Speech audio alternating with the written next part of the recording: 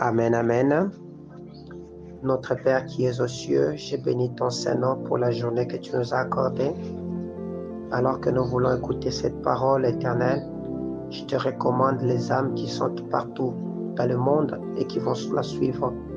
Éternel notre Dieu, laisse qu'elles soient accompagnées par la puissance, afin, Seigneur, de pénétrer dans les cœurs pour faire des hommes nouveaux et des femmes nouvelles à l'image de Christ. Selon que tu le veux, que cette parole soit capable de nous transporter de l'ordinaire des hommes pour nous connecter à l'extraordinaire divin. Au nom de Jésus, je bénis cette parole, je bénis la lance-voix que tu t'es choisi pour nous transmettre tes oracles et je laisse tout entre tes mains. Yahweh notre Seigneur parle, ton serviteur, tes enfants écoutent. Au nom de Jésus, Amen. Nous sommes dans le livre d'Esther, chapitre 3, le verset 1er. Au nom de Jésus, nous lisons. La Bible dit, après ces choses, le roi Assyrius fit monter au pouvoir Aman, fils d'Amedata, l'Agadite. Il éleva en dignité et plaçant son siège au-dessus de tous les chefs qui étaient auprès de lui. Amen, amen. Nous lisons encore Romains chapitre 3, le verset 23. Romains chapitre 3, le verset 23. La parole de l'Éternel me dit ceci, dans la version Louis II 1910. Je le lis au nom de Jésus. La Bible me dit, toi qui t'es fait une gloire de la loi, Romains chapitre 3, le verset 23. Car tous ont péché et sont privés de gloire. Amen, amen. Nous voulons ce matin partager une parole selon que le Seigneur nous l'a donnée. Nous sommes en train de partager, ça fait un bout de temps, le thème que le Seigneur nous a accordé au courant de cette année. Nous vous l'avons dit, c'était de l'ordinaire à l'extraordinaire.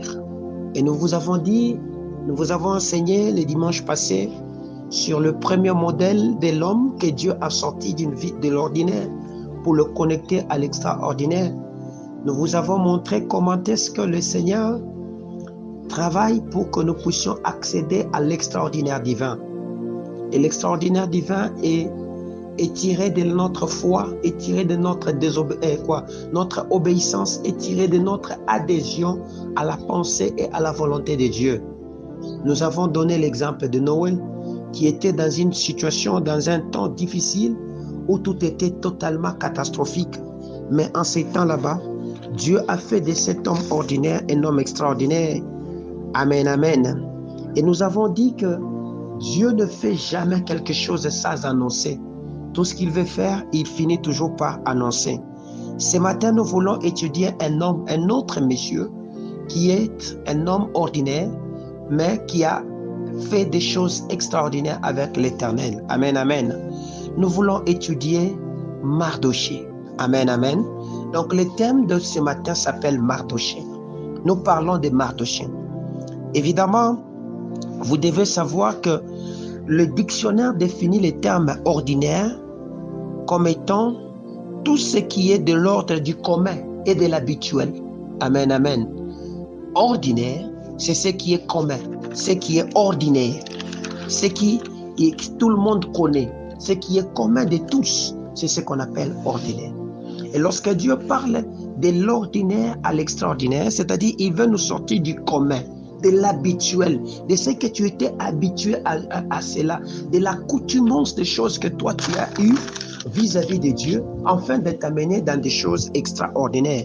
Parce qu'extraordinaire, c'est ce qui sort de l'usage d'ordinaire. C'est ce qui est au-dessus de l'ordre, de ce qui est au-dessus de l'ordinaire. Amen, amen. De ce que toi tu t'es établi dans ta tête. nous disons que le Seigneur cherche à nous amener dans une forme d'audience extraordinaire. Il cherche à nous donner des moyens extraordinaires. Il cherche par des événements extraordinaires à se révéler à l'homme. Il cherche à faire des choses qui sont au-delà de l'imagination de l'homme. C'est-à-dire qu'il va nous donner même des budgets extraordinaires. Amen, amen. Voilà pourquoi quand nous étions en train de prier ce matin, il m'a dit, tout va changer maintenant. Amen, amen. Il m'a donné cette parole en disant que tout va changer. Amen, amen. Avec Mardoché, nous voulons étudier 4 petites choses qui ont marqué la vie de Mardoché et qui étaient comme des handicaps jusqu'à ce que Mardoché a pris conscience. Et quand il a pris conscience, sa vie n'était plus une vie ordinaire, mais sa vie était devenue une vie extraordinaire. Amen, amen. Les uns vous diront que c'est peut-être une forme de malédiction qui était dans la vie de Mardoché. Amen, amen. Mais les autres diront que ce sont des choses comme des combats que Mardoché est en train de vivre. Mais ce matin, utiliser les concepts malédiction, c'est trop fort. Je pense qu'il serait mieux que nous puissions utiliser des concepts simples qu'on appelle des combats. Mardoché a connu 4 types de combats qui, lorsqu'il les a vaincus, sa vie n'était plus une vie d'ordinaire, mais sa vie était devenue une vie extraordinaire. Amen, amen. La Bible me dit, après ces choses-là, quelles sont ces choses-là que Mardoché et que la Bible est en train de parler ici? Lorsque la Bible nous parle, elle nous dit qu'après ces choses là-bas, il y a eu des choses qui se sont passées et après cela, le Seigneur, la Bible, le livre d'Esther nous raconte comment est-ce qu'on a élevé un homme qui était mauvais, un homme qu'on ne connaissait même pas pendant tout ce temps ici, mais subitement qu'on est venu le mettre et le placer, il a commencé à dominer et à vouloir faire extrêmement mal. Amen, amen. Lorsque vous rentrez juste un tout petit peu dans les chapitres qui viennent avant ceci, vous allez comprendre la chose. Amen, amen. La Bible me dit dans le livre d'Esther, le chapitre 2, à partir du verset 19e jusqu'au verset 23, la Bible dit ceci: la seconde fois qu'on assembla les jeunes filles, Mardoché était assis à la porte du roi. Esther n'avait fait connaître ni sa naissance, ni son peuple, car Mardoché le lui avait défendu. Elle suivait les ordres de Mardoché aussi fidèlement qu'à l'époque où elle était sous sa tutelle. Dans ces mêmes temps, comme Mardoché était assis à la porte du roi, Bigtan et Teresh, 2 eunuques du roi, gardes du seuil, cédèrent à un mouvement d'irritation et voulurent porter la main sur le roi Assuérus. Mardoché eut connaissance de la chose et en informant la reine Esther, qui l'a redit au roi de la part de Mardoché. Le fait ayant été vérifié, trouvé exact, les 2 eunuques furent pendus à un bois. Et cela fut écrit dans les livres des chroniques en présence du roi. C'est ainsi que la Bible continue. Elle dit, après ces choses, le roi Assuérus se fit monter au pouvoir Aman. Amen, amen. Après ces choses. Bien aimé, il y a des choses qui sont anormales dans la vie de beaucoup de gens. C'est que vous ne comprenez pas qu'est-ce qui vous arrive. Vous faites du bien, mais on vous ignore. Vous avez tendance à aider les gens ne vous répondent que par des choses qui sont difficiles. Amen, amen. Vous n'avez pas le correspondant ou le répondant de ce qu'on était en train de vous dire. La vie de Mardoché était jonchée de difficultés. Et ces difficultés sont des difficultés qui ont fait que Mardoché en a connu et ça lui a pas permis d'avoir une vie facile, de vivre l'extraordinaire divin tel que le Seigneur avait préparé pour cet homme là-bas. Déjà, le nom de Mardoché signifie petit homme. Amen, amen. Mardoché est de la tribu de Benjamin, ce qui est déjà curieux. Un homme qui était grand, la tribu de Benjamin est constituée des hommes grands de taille. C'était une tribu des hommes forts, des hommes puissants, des hommes élevés, des hommes très grands. Mais subitement, on nous parle d'un homme de petite taille. Amen, amen. Parce que Mardoché signifie petite taille. Comment est-ce que cet homme est sorti dans cette famille là-bas? Est-ce par moquerie ou par quoi? En réalité, nous ne voyons pas, nous ne connaissons pas comment était Mardochée, mais nous croyons que c'était un homme de petite taille. Première difficulté. Amen, amen. C'est-à-dire que tout ce qui était grand par rapport à lui, il en avait du mal à accéder. Première difficulté. La deuxième des choses que nous constatons dans la vie de Mardochée, c'est que Mardochée est celui qui a milité et celui qui a tout fait pour préparer la reine Esther. Amen, amen. Pour l'amener afin qu'il puisse siéger auprès du roi. Et Esther est arrivée à se faire épouser par le roi. Vous connaissez l'histoire. Et Esther était déjà en train de siéger comme reine en son temps là-bas. Lorsque Mardochée a appris qu'il y avait des eunuques qui étaient en train de comploter pour tuer le roi, la Bible nous dit, il en informa à la reine Esther et la reine Esther en informa au roi Assuérus de la part de Mardochée. Ce qui était logique dans tout ça, le roi devait couronner un homme qui s'appelait Mardochée. Mais le roi n'a pas couronné Mardochée. Le roi est allé couronner une autre personne. Et cet homme, on l'appelle Aman. Et pendant ce temps, Aman a commencé à vouloir faire du mal à tout un peuple. Amen, amen. Je comprends donc que dans la vie de Mardochée, il y avait quelque chose de mauvais qui était en train de l'accompagner. Voilà pourquoi je commençais par dire que les uns peuvent qualifier cela comme étant une malédiction, les autres peuvent qualifier cela comme étant des difficultés ou des obstacles que Mardochée devait franchir. C'est que Mardochée était pourchassé par un esprit de l'oubli. Amen, amen. C'est que Mardochée était pourchassé par un démon, un puissant démon de l'oubli, qui est caractérisé, qui est symbole d'un esprit de rejet. Amen, amen. Mardochée ayant fait quelque chose de bien, le roi devait ne serait-ce que l'appeler pour lui dire, viens, qu'est-ce que tu veux que je fasse pour toi? Ou même les couronner. Parce qu'il avait sauvé, imaginez qu'il a sauvé la vie d'un homme. Il est arrivé à sauver la vie d'un homme qui était en danger alors qu'on était en train de comploter pour le tuer. Mais on ne l'a pas élevé en dignité, on est allé à élever le fils d'Agadith, qu'on appelait Aman, à la place. Amen, amen.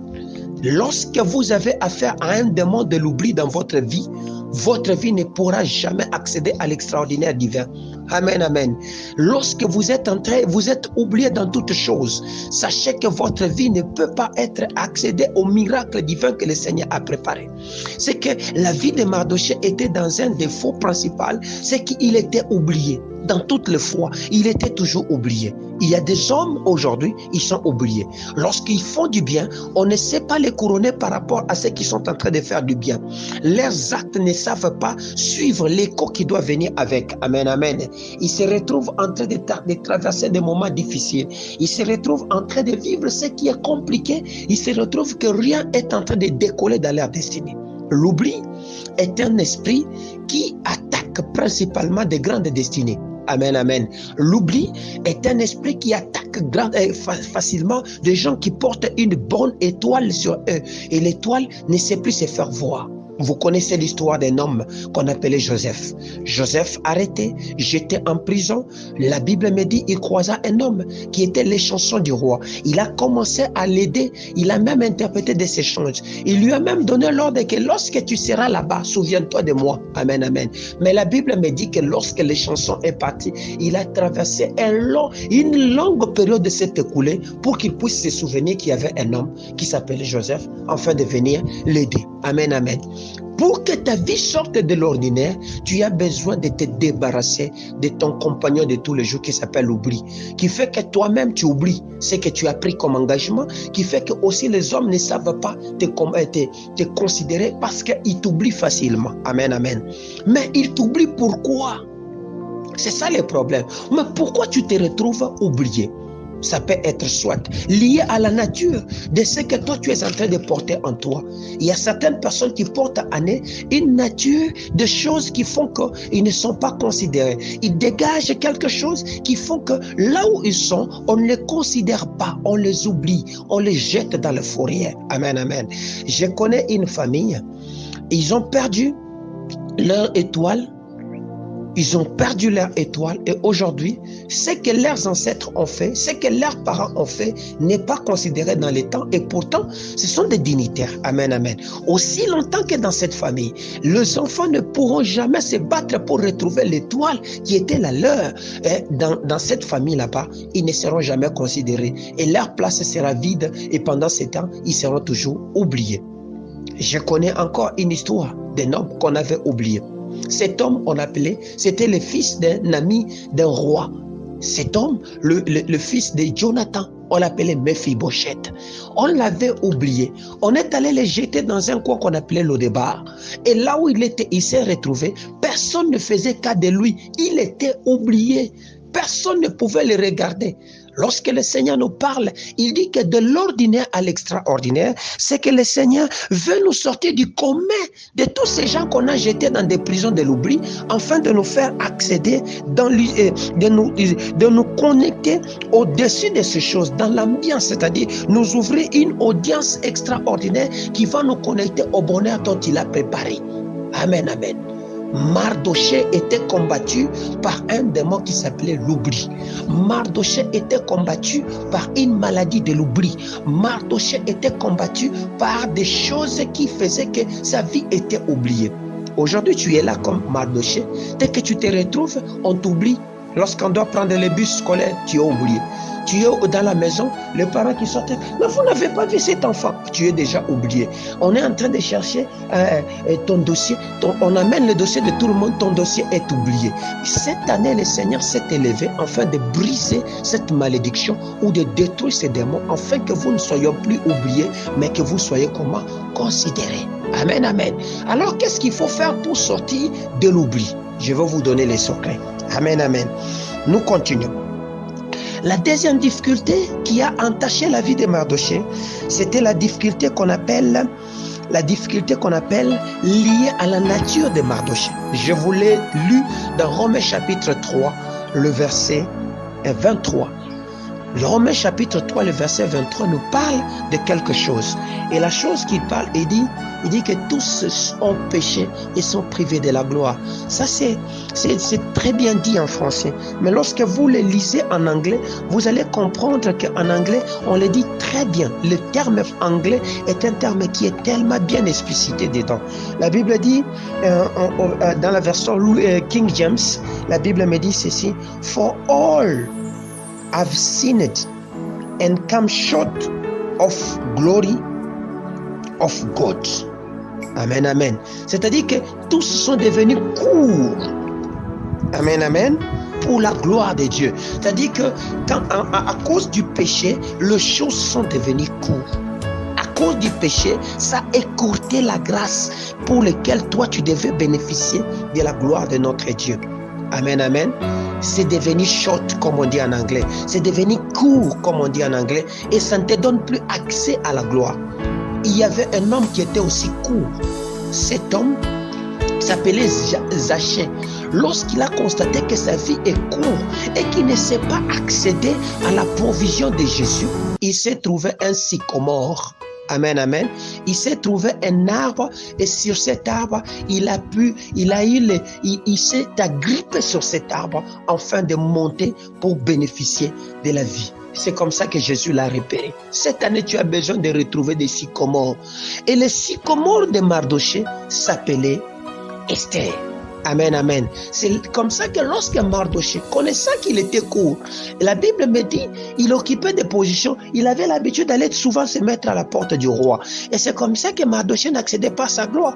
Voilà pourquoi lorsqu'il a appris des choses qui n'allaient pas dans sa vie et que lui connaissant sa nature, ses difficultés, il a trouvé sa reine. Et la reine qu'elle avait trouvée, il est allé l'informer. Amen, amen. Et il lui informe la situation. La reine est présente là. Aujourd'hui, notre reine, celle que je peux considérer préfigurée comme étant notre reine, nous sommes dans l'église. La Bible dit, venez vous tous qui êtes fatigués et chargés. Donc nous venons avec nos problèmes, nous les soumettons à Christ. Et Christ les présente à notre Dieu, parce que c'est lui l'intercesseur par excellence. Et lorsqu'il les présente, nous ne serons plus courts, mais nous accéderons à la provision que le Seigneur avait préparée pour nous. Amen, amen. à la provision que le Seigneur avait préparée pour nous. Je vous dis que la difficulté de Mardochée était liée à sa naissance, était liée au problème de sa naissance. C'est que Mardochée ne grandissait pas. Mardochée était court. Voilà pourquoi on lui a donné le nom de Mardochée. Amen, amen. Parce que lui est sorti de la tribu des hommes élancés, mais lui avait cet handicap, c'est qu'il était court. C'était un homme de petite taille. Amen, amen. C'est que c'est comme un peu Jabès. Jabès avait une caractéristique spéciale, c'est que son nom était une malédiction pour lui.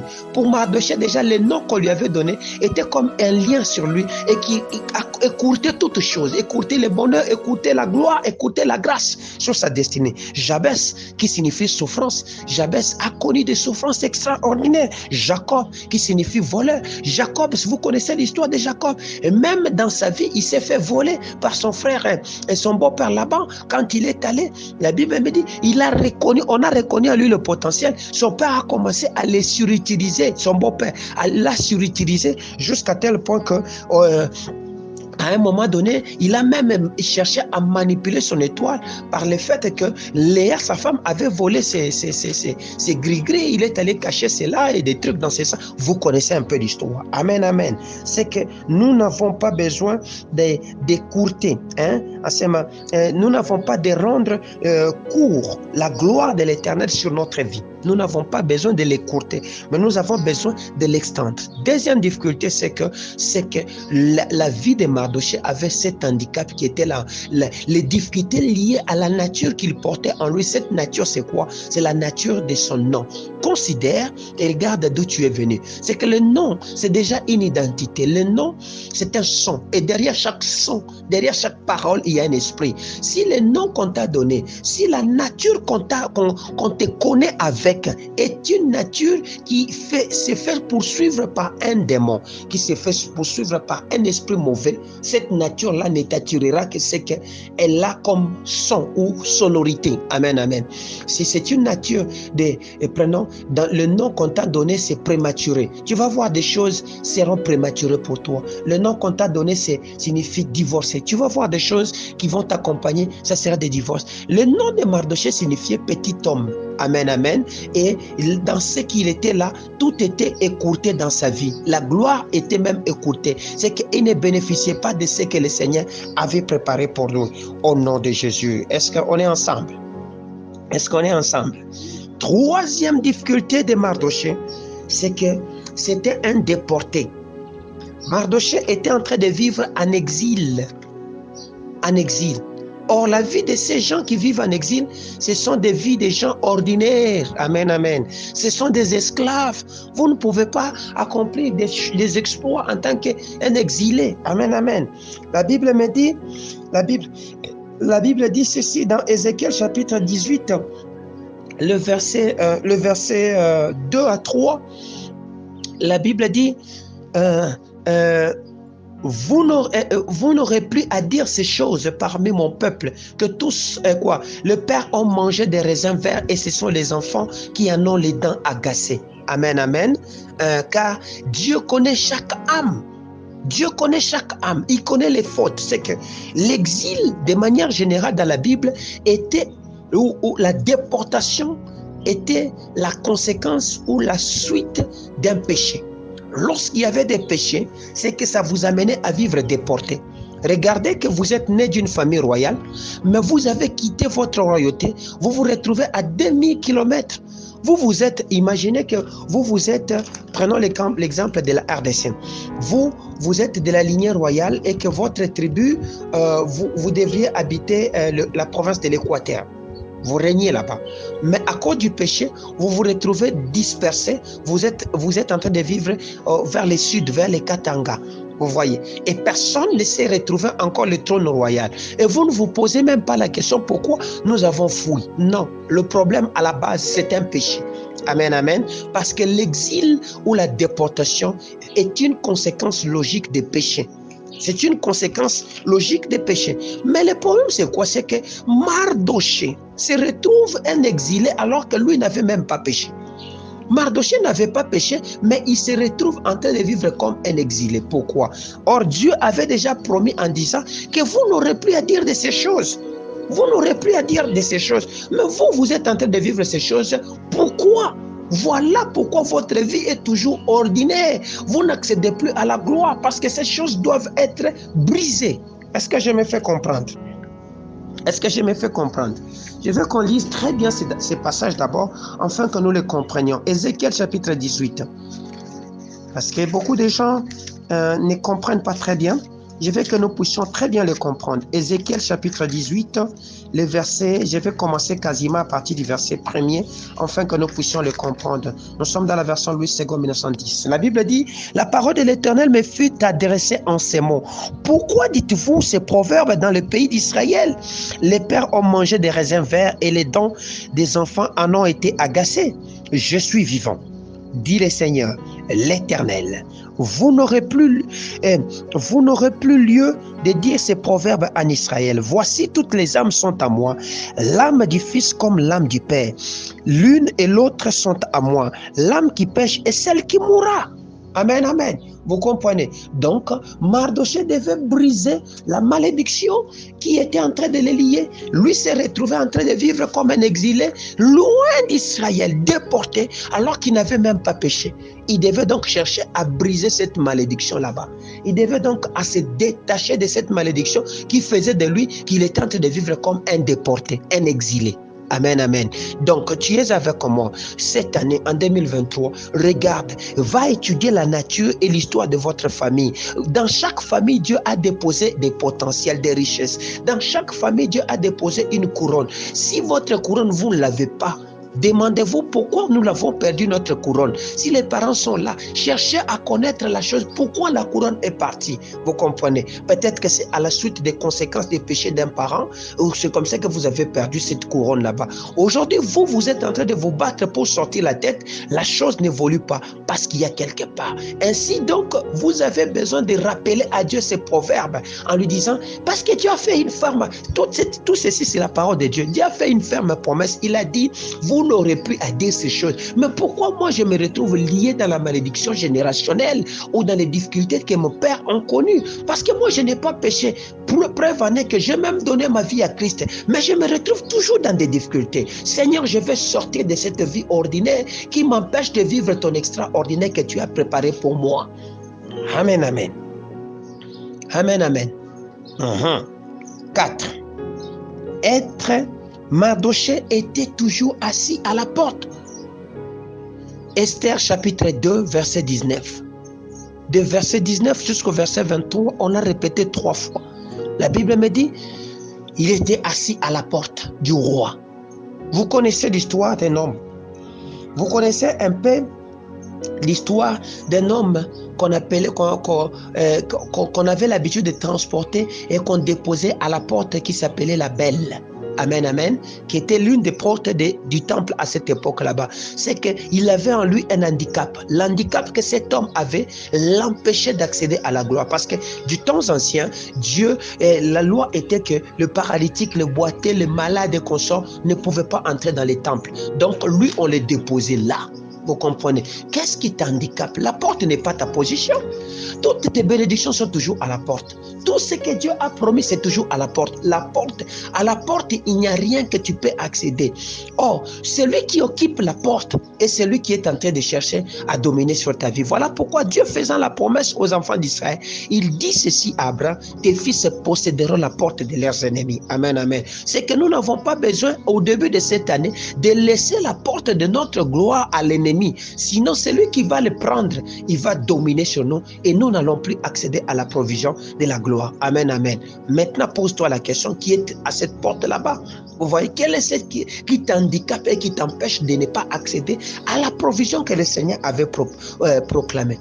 Or, qu'est-ce qui s'assoit naturellement à la porte? À la porte, ce qui s'assoit naturellement, c'est le péché. Lisez Genèse chapitre 4, le verset 7. Lorsque le Seigneur est en train de rappeler à celui qu'on appelle Caïn, il est en train de l'appeler, il lui dit au verset 7e que le péché a couche devant ta porte. Est-ce qu'on peut le lire? Genèse chapitre 4, le verset 7. Genèse chapitre 4, le verset 7, la Bible me dit ceci. Le Seigneur parle à cet homme qu'on appelle Caïn. Caïn qui était le frère d'Abel. Au verset 6 à 7. Je commence au verset 6 à 7, la Bible. Et l'Éternel dit à Caïn, pourquoi es-tu irrité et pourquoi ton visage est-il abattu? Certainement, si tu as agi bien, tu relèveras ton visage. Mais si tu as agi mal, le péché se couche à la porte. Vous comprenez? Le péché se couche à la porte. Et toi, et ses désirs se portent vers toi, mais toi, domine sur lui. Vous comprenez? Domine sur lui. C'est qu'il y a un péché qui est en train de t'attendre à la porte. Toi, le Seigneur veut que tu puisses dominer sur ces péchés là-bas. C'est ce que Dieu avait donné comme conseil à cet homme de Caïn. Mais Caïn n'avait pas compris. Amen, amen. C'est comme ça que Dieu, Jésus-Christ, devait corriger cette histoire. Et pour corriger cette histoire, Apocalypse chapitre 3, le verset 20, la Bible dit, « Voici, je me tiens à la porte et je frappe. » Amen, amen. C'est lui qui entend ma voix. Il a dit, je resterai à la porte. Non, il a dit, j'entrerai chez lui et je souperai avec lui. Il vient dominer sur le péché qui est à la porte de ta destinée. Pour sortir de l'ordinaire et entrer dans l'extraordinaire de notre Dieu, tu as besoin de dominer le péché qui est dans la porte de ta vie. Tu as besoin de dominer le péché qui est à la porte de ta destinée. Or, le péché qui est à la porte de ta destinée, tu le connais. Naturellement.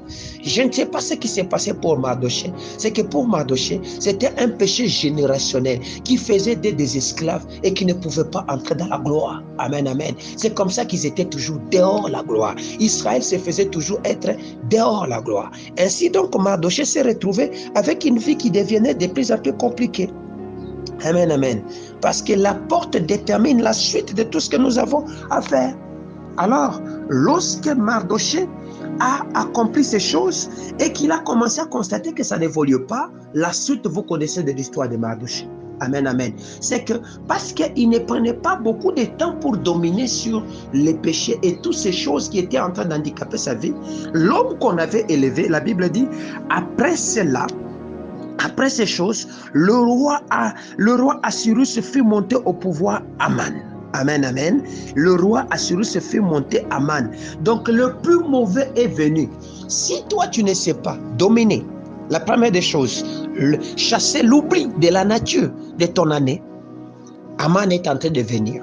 Si toi tu ne sais pas changer ta nature qui te rend petit, là où Dieu te voit grand, Aman est en train de venir. Si toi tu ne veux pas quitter la déportation, l'exil dans lequel tu te retrouves prisonnier du monde, Aman est en train de venir. Si toi, tu ne sais pas quitter cette place de porte que tu occupes aujourd'hui pour entrer dans la gloire de Dieu, Aman viendra.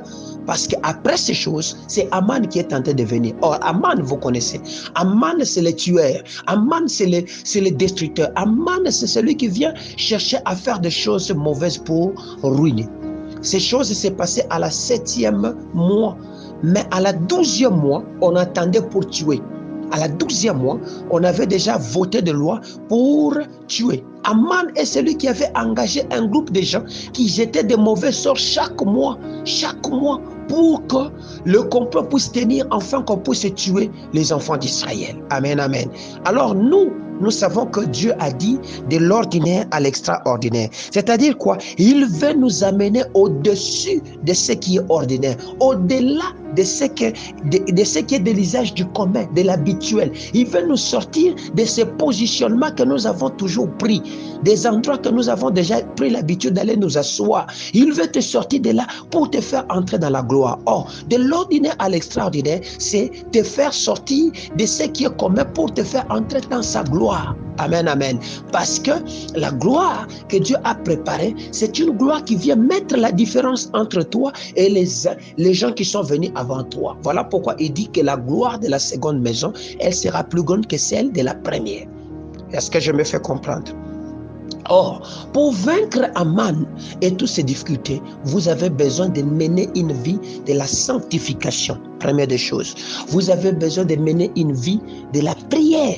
Deuxième des choses. Vous avez besoin de mener une vie d'écoute, c'est-à-dire de rester attaché à Dieu, d'adhérer. Vous avez besoin de la foi. Amen, amen.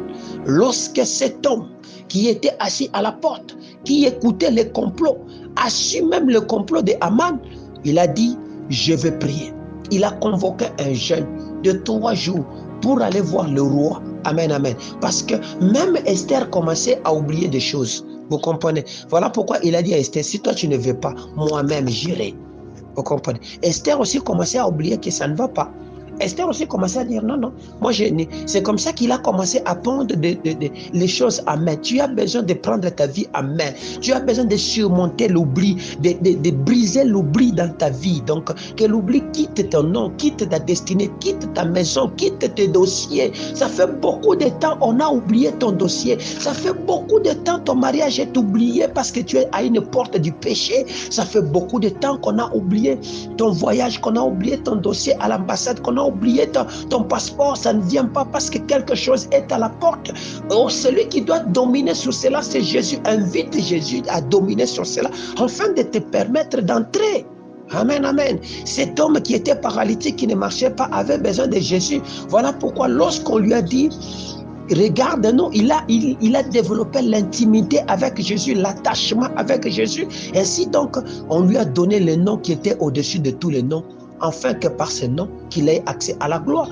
La suite de cette histoire, vous connaissez dans les Actes des Apôtres, c'est qu'il était entré dans les temples, sautant, bondissant et joyeux parce que Jésus, parce qu'il avait accédé à une gloire. Cette année, le Seigneur veut nous faire entrer à la gloire. Nous ne voulons pas que toutes choses deviennent courtes, comme les Anglais le disent dans King James. Romains chapitre 3, verset 23, dans King James, il dit « All have become short ». Vous comprenez? Tout est devenu court.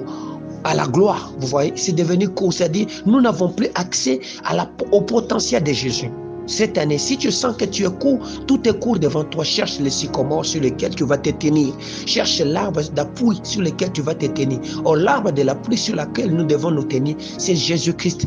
Amen, amen. Tu n'as pas besoin d'aller chercher l'arbre de la coutume ou quoi que ce soit, les traditions. Non, la connaissance, c'était un arbre. L'arbre de la connaissance du bien et du mal, c'était un arbre. L'arbre de vie, c'était un arbre. Vous comprenez? Touchez à cet arbre, vous aurez la vie que le Seigneur a préparée pour vous. Amen, amen. Donc, nous disons que Mardochée incarnait en lui l'oubli, incarnait en lui la petitesse de sa taille, incarnait en lui l'image de la déportation, incarnait en lui l'homme qui était assis à l'entrée de sa gloire et qui n'y entrait pas. Et pour y sortir, Mardochée a décrété ce qu'on appelle une vie de consécration. Le jeûne, c'est la consécration. Donc cette année, sois consacré à Jésus. Consacre ton temps, ton énergie, ta pensée, ta force intellectuelle. Consacre ton moi à Jésus. Et suis ce que Jésus va dire. Tu vas comprendre le complot qu'il y a autour de toi. Tu vas donc avoir accès au trône de grâce. Parce que lorsqu'il a commencé à jeûner, c'est alors que le roi s'est souvenu. Amen, amen. C'est-à-dire, lorsque moi je commence à me consacrer ici, le trône de grâce commence à bouger. Et le Seigneur a commencé à regarder à mon dossier. C'est que depuis que toi tu as commencé à te consacrer dès le mois passé, en faisant ce que nous avons fait le 3 mois jusqu'à aujourd'hui, c'est que le Seigneur a commencé à regarder à ton dossier. Mais tu as besoin de voir la chose s'accomplir. Dès que, aussi longtemps que la chose n'est pas encore arrivée, n'arrêtez pas. Est-ce que je me fais comprendre? N'arrêtez pas. N'arrête pas. Prie jusqu'à ce que tu vas voir Jésus-Christ arriver dans ta vie. Prie jusqu'à ce que tu vas voir ces budgets extraordinaires pour construire ta vie arrivent. Prie jusqu'à ce que tu vas voir des événements extraordinaires se manifester pour te mettre sur la route. Prie pour voir le moyen extraordinaire arriver. Prie pour que l'audience extraordinaire du Seigneur arrive enfin de te faire accéder à ce que le Seigneur avait préparé pour toi. De l'ordinaire à l'extraordinaire, Mardochée. Amen, amen. De l'ordinaire à l'extraordinaire, Mardochée. Mardochée est le modèle des hommes que nous avons étudiés ce matin. Sur base de ce qui s'est manifesté dans sa vie, nous allons prier. Enfin, de détruire l'esprit de l'oubli dans notre dossier, dans notre destinée et dans tout ce qui est. Donc cette semaine, lève-toi pour briser tout oubli. Si l'année passée on t'avait oublié, ton dossier tu as déposé, on n'engageait pas. Prie jusqu'à ce qu'on se souvienne de toi. Amen, amen. La deuxième des choses, c'est que prie pour que tout ce qui cherche à écourter ta vie, à ramener ta vie au bas, soit brisé. Ce qui te fait petit, alors que Dieu te voit grand, soit brisé. Amen, amen. Et là, tout ce qui est attaché à ta nature puisse être brisé. Prie aussi que le Seigneur te sorte de la prison, des déportations, des péchés des iniquités de tes parents qui fait qu'aujourd'hui, vous avez perdu votre étoile. Amen, amen. Que ces péchés-là soient brisés selon Ézéchiel chapitre 18. Car Dieu a promis, il a dit, vous n'aurez plus à dire ces choses parmi mon peuple. 4. Prie que le Seigneur te sorte à la position défectueuse, à la position d'attente sur laquelle tu es, mais qui te fasse entrer dans la gloire que le Seigneur a préparée pour toi. Amen, amen. Que le péché qui est devant ta porte quitte et que tu traverses.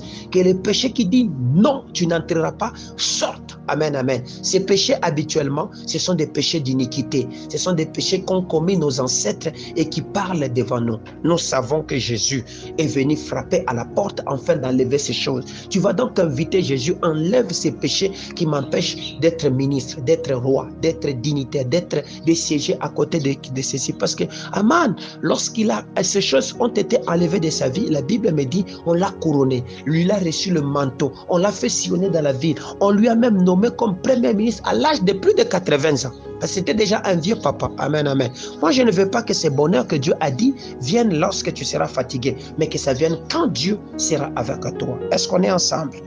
Que mon Dieu vous bénisse. Voilà pourquoi nous disons, de l'ordinaire à l'extraordinaire, Mardochée. Amen, amen. Donc, dans toutes ces prières que tu vas faire, n'oublie pas, ce qui nous qualifie à l'extraordinaire divin, c'est notre foi. Amen, amen. Pourquoi? Parce que la Bible dit que la foi triomphe des choses de ce monde. C'est pas avec la foi que nous sommes rendus capables de posséder aux choses de Dieu. Amen, amen. Car sans la foi, nous ne sommes pas agréables devant Dieu. Nous sommes agréables devant Dieu au moyen de la foi. Nous allons donc prier avec cela toute cette semaine. Que mon Dieu vous bénisse.